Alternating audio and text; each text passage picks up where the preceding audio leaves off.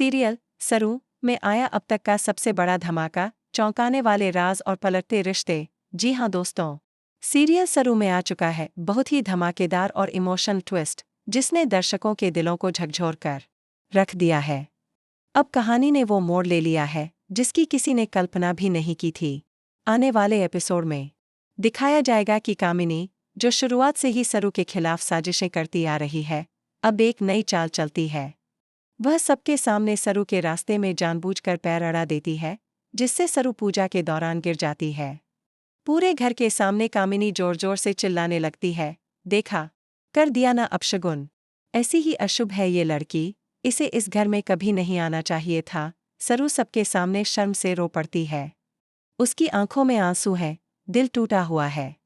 लेकिन तभी आता है सबसे बड़ा चमत्कार। पंडित जी अचानक रुकते हैं और कहते हैं, नहीं बेटी, रो मत, भगवान ने तुझे खुद चुना है। जिस वक्त तुम गिरी, उस वक्त तुम्हारे हाथों से चंदन का अभिषेक हो गया। यह कोई अपशगुन नहीं, बल्कि शुभ संकेत है। पंडित जी की बात सुनते ही पूरा माहौल पलट जाता है। सभी हैरान रह जाते हैं कि एक आउटसाइडर लड़की पूजा कैसे कर सकती है।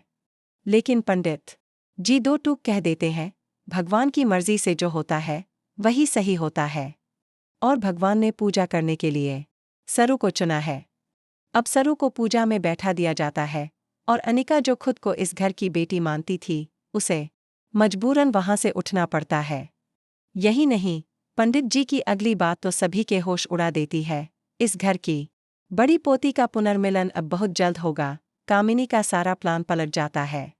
अनिका को सरू के पैर धोने पड़ते हैं और वो शर्म से कुछ बोल भी नहीं पाती। इसी बीच दादाजी का चेहरा गंभीर हो जाता है, क्योंकि उन्हें पता है कि सरू ही असल में इस घर की बड़ी बेटी है। ये रहस्य अब तक उन्होंने सबसे छिपा रखा था, लेकिन अब सच सामने आने की कगार पर है। दूसरी तरफ अनिका का दिल जल रहा है जब वो वेद को सरू का ख्याल रखते हुए देखती।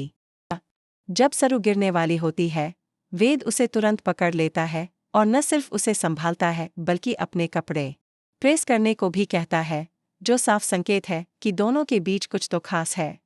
कामिनी का गुस्सा 7वें आसमान पर है।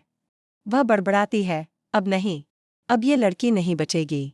मैं इसका असली चेहरा सबके सामने लाकर रहूंगी। और इस जलन में वह कुछ ऐसा करने की योजना बनाती है जिससे न सिर्फ उसका राज उजागर होगा, बल्कि खुद उसके ही हाथ जल जाएंगे।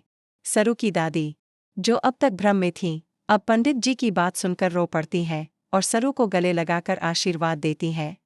तू ही मेरी पोती है, तुझे कोई नहीं छीन सकता। अब सवाल यह उठता है, क्या दादाजी अब सच को सबके सामने लाएंगे? क्या सरू को उसका सच्चा हक मिलेगा? क्या अनिका और कामिनी फिर कोई नई साजिश रचेंगी? कहानी अब एक ऐसे मोड़ पर पहुंच चुकी है जहां रिश्ते, पहचान और विश्वास सब कुछ दांव पर है।